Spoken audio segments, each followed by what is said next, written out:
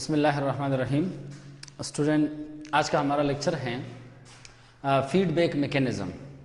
इससे पहले लेक्चर में आप होम्योस्टेसिस और होम्योस्टेसिस का मैकेनिज़्म वो आप थोड़ा कुछ समझ चुके होंगे कि ये कौन कौन से कंपोनेंट इसमें ऐसे हैं जिसके ज़रिए होम्योस्टेसिस कंट्रोल होता है। तो सबसे पहले था उसमें रिसेप्टर, फिर उसके बाद था कि कंट्रोल इंटीग्रेटरी सिस्टम, और थर्ड वन था इफेक्टर। लेकिन ये तब इनिशिएट हो सकता है जब स्टिमुलस हो, और स्टिमुलस क्या होता है? Any change in the environment either external और internal is known as stimulus. तो एज ए होल हम ये कह सकते हैं कि होम्योस्टेसिस वो प्रोसेस हैं जो हमारे इंटरनल एनवायरनमेंट को एक्सटर्नल एनवायरनमेंट के फ्लक्चुएशन से हमें बचाता है। फॉर एग्जांपल जून जुलाई का मौसम है। अब जून जुलाई में जो है अभी आजकल जेकबाबाद में 47 डिग्री सेंटीग्रेड चल रहा है, हमारे बॉडी का टेम्परेचर 37 डिग्री सेंटीग्रेड है। अब बाहर फ्लक्चुएशन, अब दूसरी जगह पर आप जाएं तो बाहर जो है माइनस में टेम्परेचर होगा, तो फ्लक्चुएशन है, ठीक है। अब इस फ्लक्चुएशन से हमारे बॉडी इंटरनली महफूज रहे, this is known as homeostasis. और हमारा इंटरनल एनवायरनमेंट कांस्टेंट रहे या नियर टू द कांस्टेंट रहे, this is known as homeostasis. और जब ये सिस्टम फेल हो जाए, ये मामला रुक जाए, तो फिर तो ये डेड और एक्सपायर बॉडी कहलाती है। तो लिहाजा ये लाइफ के लिए ये ज़रूरी है, ठीक है। डेड और एक्सपायर ऑर्गेनिज्म की या ह्यूमन बॉडी की मिसाली निशानी ये है कि उसमें होम्योस्टेसिस का प्रोसेस जो है आगे नहीं होगा। तो आज हमारा टॉपिक है कि होम्योस्टेसिस जो है उसमें फीडबैक मैकेनिज्म होता है। बॉडी को किस तरह पता चलता है?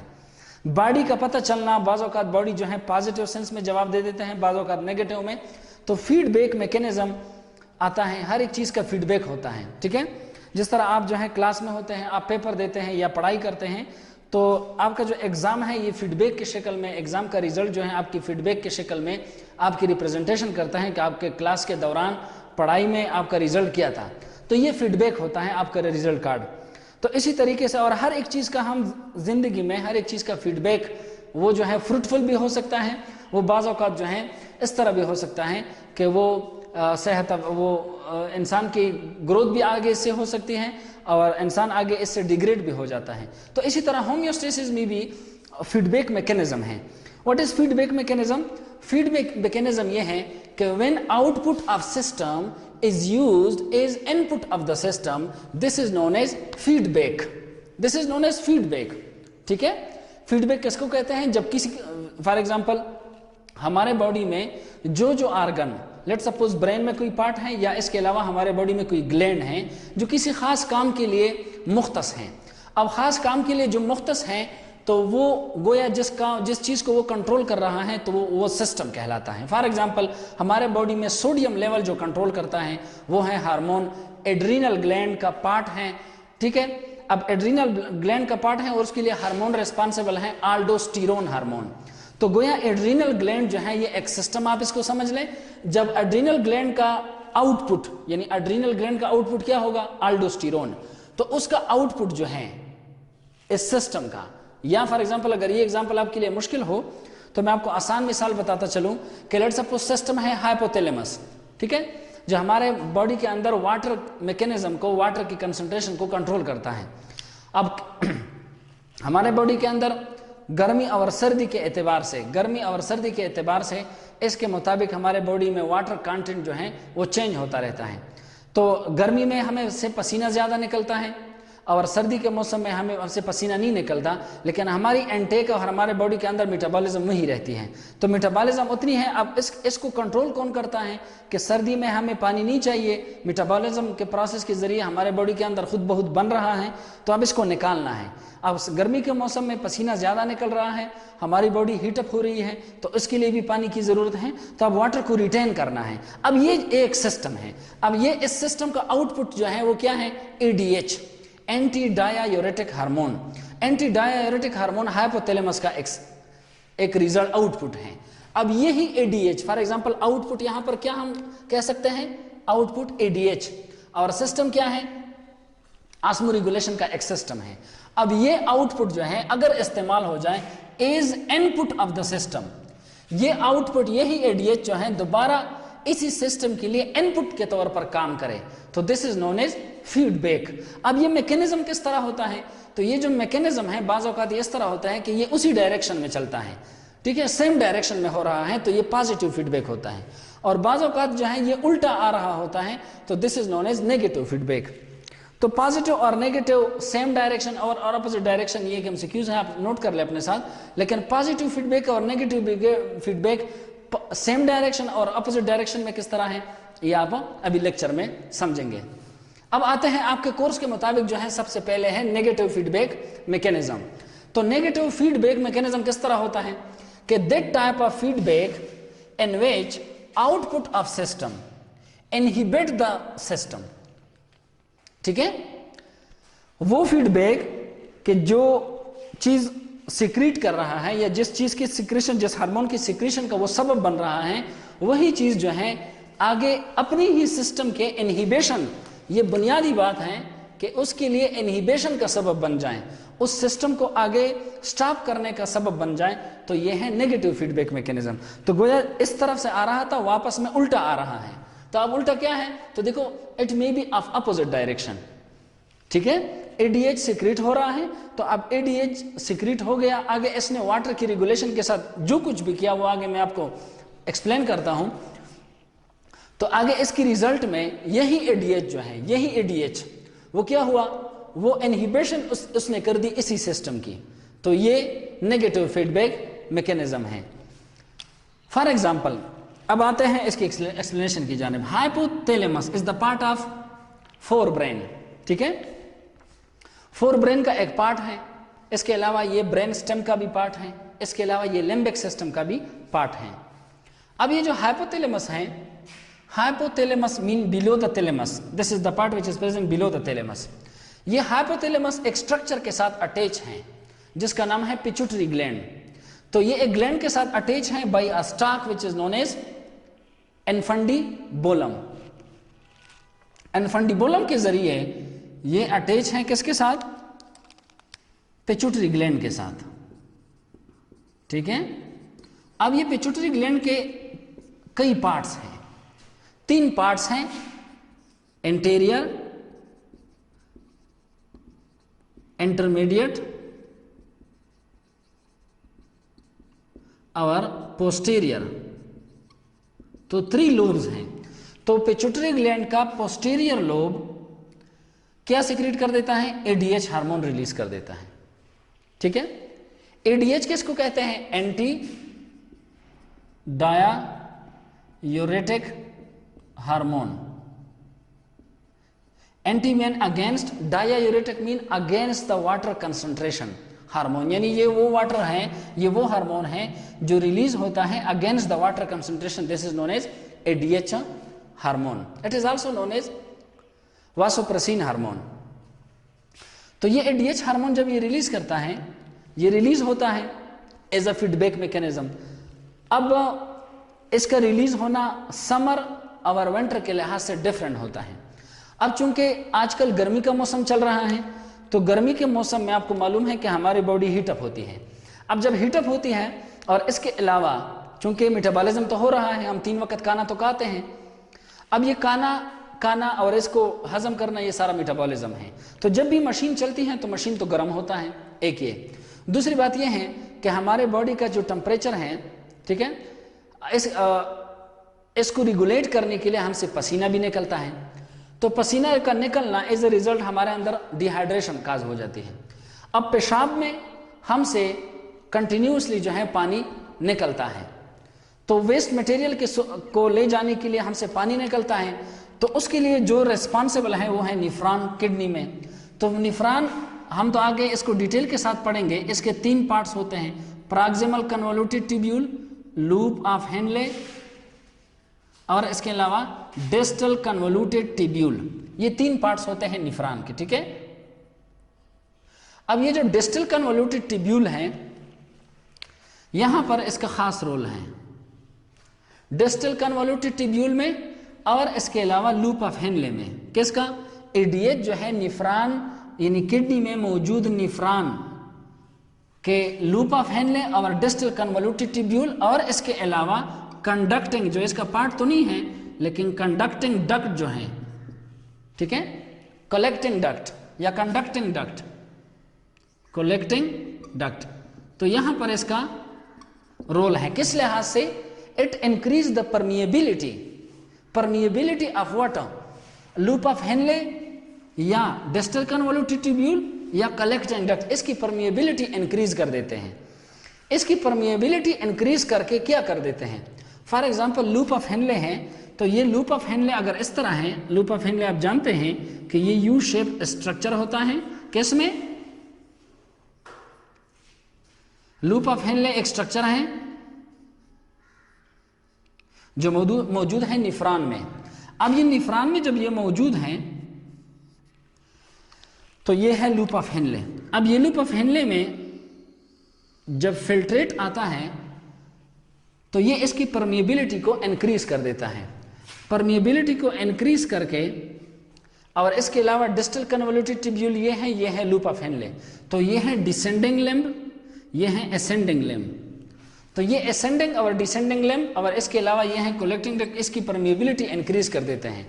तो परमिएबिलिटी इंक्रीज करने से क्या हो जाता है, इसके गिर्द जो है चूंकि कैपिलरी सारे गुमे हुए होते हैं, तो ये दोबारा इससे सारा का सारा पानी जो है वो वापस खून में चला जाता है। क्यों, क्योंकि परमिएबिलिटी इंक्रीज हो गई due to the ADH presence. तो गर्मी के मौसम में एडीएच जितना ज्यादा होंगे पेशाब इतना कम बनेंगे। पेशाब क्यों कम बनेंगे, क्योंकि ज्यादा से ज्यादा पानी जो पेशाब की सूरत में हमसे निकल रहा था वो ब्लड की पीलरी जो हैं ये डिस्टल कन्वोल्यूटेड ट्यूब्यूल और कलेक्टिंग डक्ट्स की परमिएबिलिटी इंक्रीज करके इससे पानी वापस बाहर निकाल लेते हैं। तो इसी वजह से हम गर्मी के मौसम में पानी बोतल पे बोतल पी रहे होते हैं, लेकिन एज ए रिजल्ट जो है हम बमुश्किल जो है वो 1-2 दफ़ा पेशाब कर लेते हैं। लेकिन अब आते हैं सर्दी के मौसम की जानिब। अब सर्दी के मौसम में क्या होता है, सर्दी के मौसम में एडीएच सिक्रीट होते हैं लेकिन कम मिकदार में सिक्रीट होते हैं। जब कम मिकदार में सिक्रीट होंगे तो कम से कम अब्जॉर्प्शन ऑफ वाटर होगी। अब्जॉर्प्शन ऑफ वाटर कौन करेगा, यही जो कैपिलरीज हैं, जो proximal convoluted tubule, loop of Henle, distal convoluted tubule और कंडक्टिंग या कलेक्टिंग डक्ट के गिर्द जो घूम चुके हैं, इससे कम जो है वो पेशाब रीअब्जॉर्ब करेंगे। जब पेशाब पानी रीअब्जॉर्ब करेंगे तो एज ए रिजल्ट जो है यहाँ पर जितना भी पेशाब बनेगा किडनी के सूरत में जब निकलेगा हमारे बॉडी से तो वो ज़्यादा से ज़्यादा निकलेगा।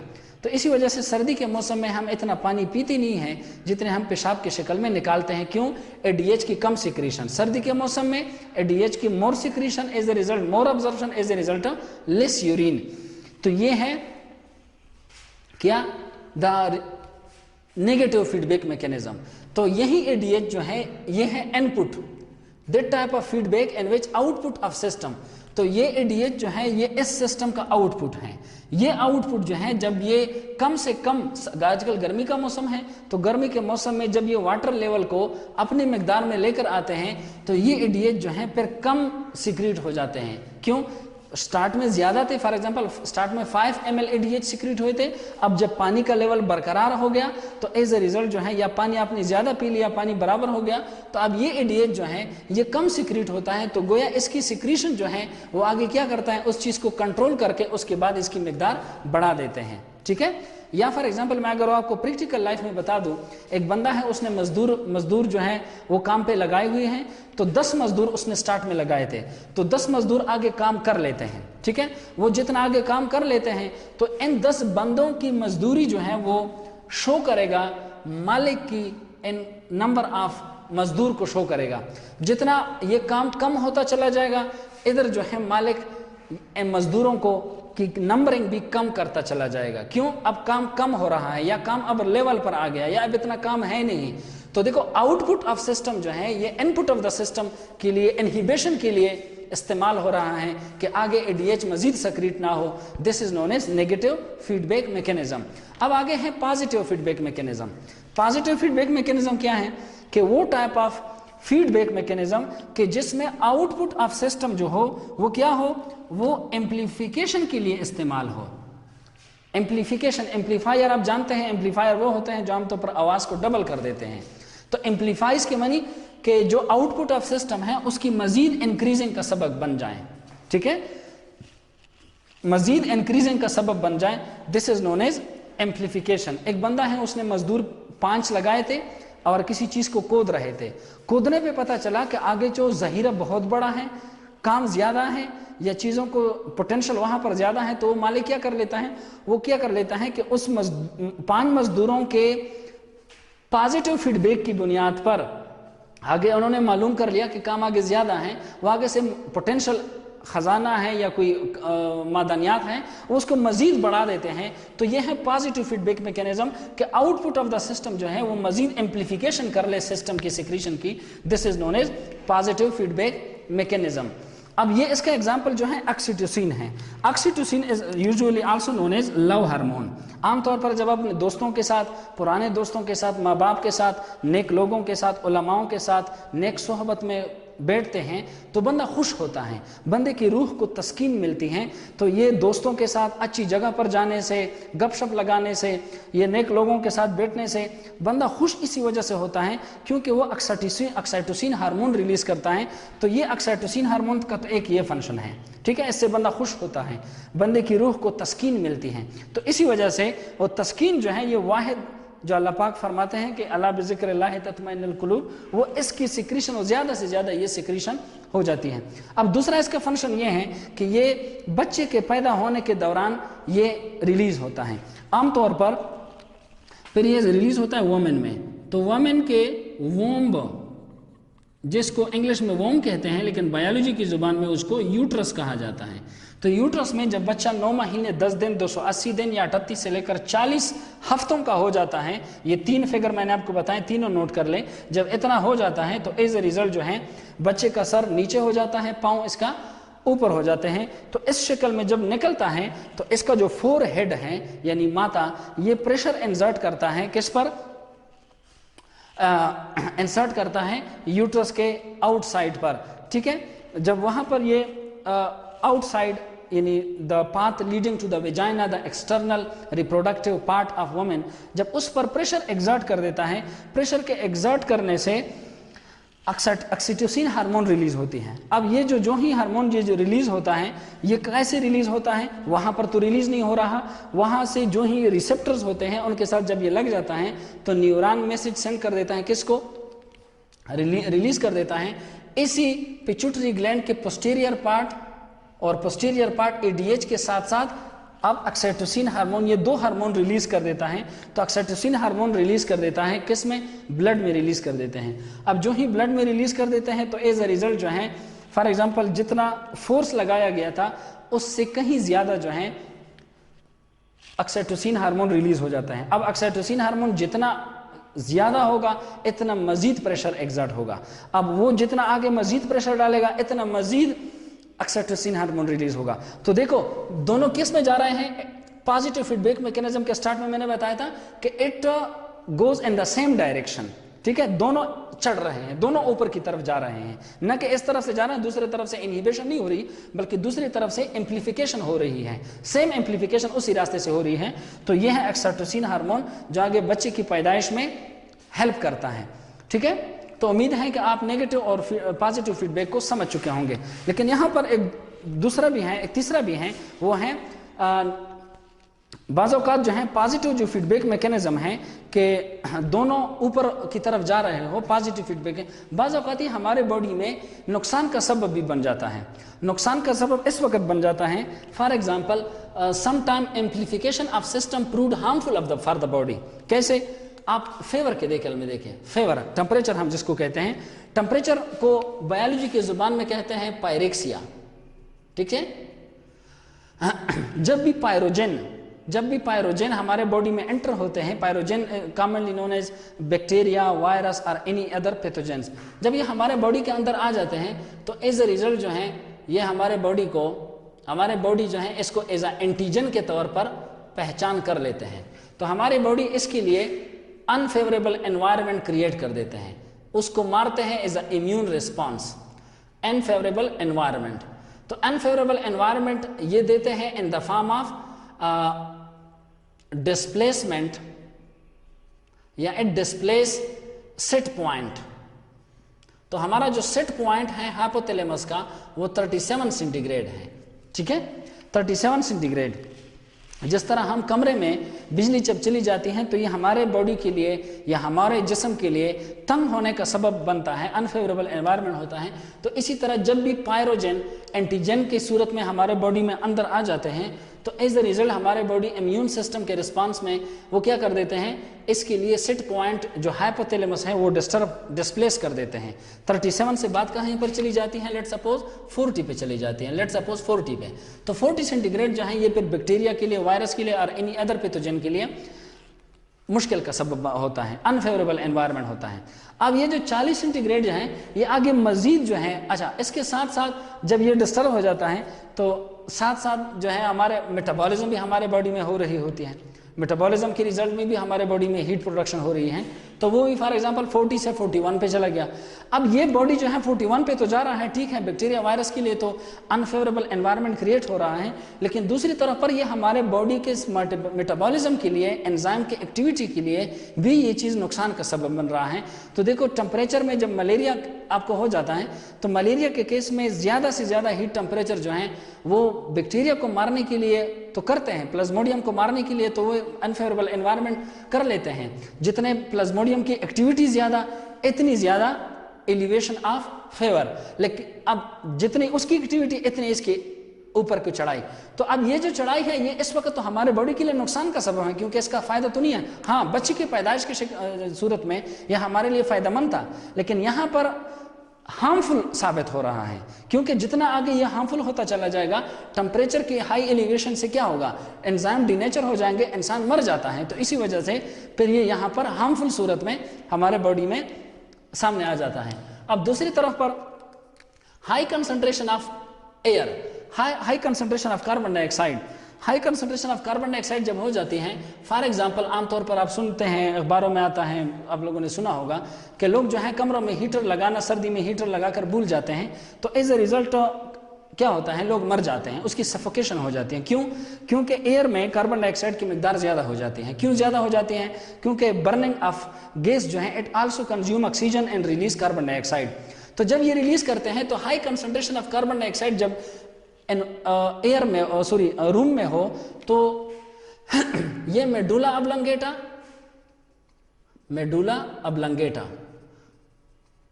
ये रिस्पायरेटरी सेंटर है हमारे बॉडी का, तो ये मजीद जो है इसको ये इनिशिएट हो जाता है, कीमोरेसेप्टर्स इसमें होते हैं, तो ये इनिशिएट हो जाता है, ये आगे मजीद इंक्रीजिंग ऑफ ब्रीथिंग का सबब बनता है। जब ये आगे मजीद इंक्रीजिंग ऑफ ब्रीथिंग का सबब बनता है तो जितना और मजीद ऑक्सीजन लेगा, एयर लेगा, इतना ज्यादा जो है कार्बन डाइऑक्साइड की कंसंट्रेशन अंदर चली जाएगी। तो अब उसके रिजल्ट में मेडुला ऑब्लंगेटा मजीद बढ़ा देता है, जितना आगे ये मजीद बढ़ाएगा इतना मजीद कार्बन डाइऑक्साइड कंटेंट अंदर आ जाएगा। तो जाहिर बात है, शायद आपको मालूम हुआ, पहले चैप्टर में बता चुका था, कार्बन डाइऑक्साइड के साथ जब कंसंट्रेशन ज्यादा होती है तो H2CO3 अंदर बनता है, कार्बोनिक एसिड। ये हमारे बॉडी में ब्लड की pH के लेवल को डिस्टर्ब करता है।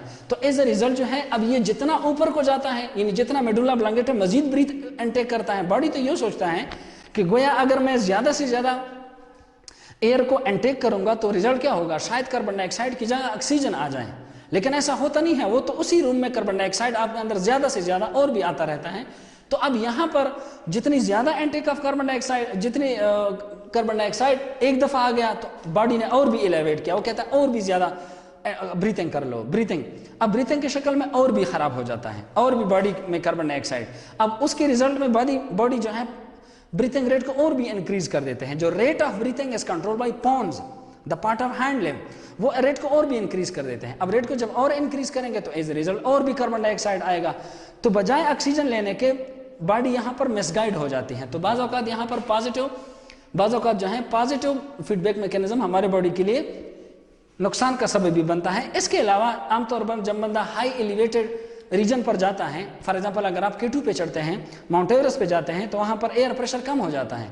अब एयर प्रेशर जब कम हो जाता है तो ऑक्सीजन जो है कम आपको मिलता है।